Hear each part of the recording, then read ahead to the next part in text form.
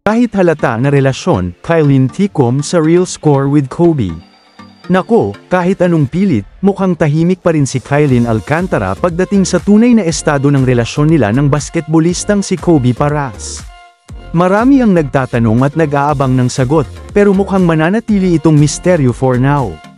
Kamakailan lang kasi ay nag-viral ang isang video nila online, kung saan kitang-kita si Kylie na nakakandong pa sa hita ni Kobe.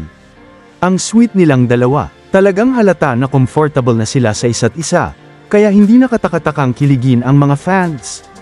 Aba, hindi naman araw-araw may ganitong eksena sa showbiz.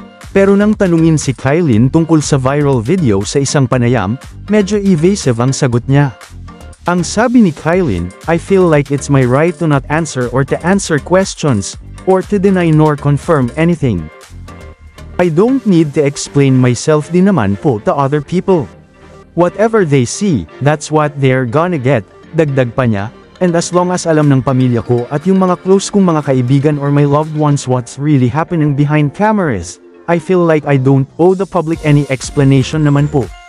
Sa kabila ng pagiging tikom ng bibig ni Kylie, grabe pa rin ang excitement ng kanilang mga fans. Sino ba naman ang hindi kikiligin? Sa panahon ngayon, bihira tayo makakita ng ganitong klaseng public display of affection mula sa mga artista, lalo na't si Guy ang very showy.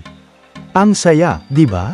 Ang bongga. Kung titingnan natin, mukhang nag-iiba na talaga ang ihip ng hangin sa showbiz.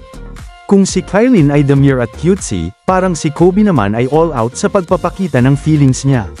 Kabog talaga. Siguradong marami pang mga nakakakilig na moments ang aabangan ng kanilang mga tagahanga.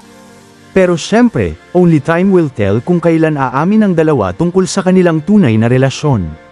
For now, I think what we see online is answer enough. Kung ano ang nakikita natin, yun na yun.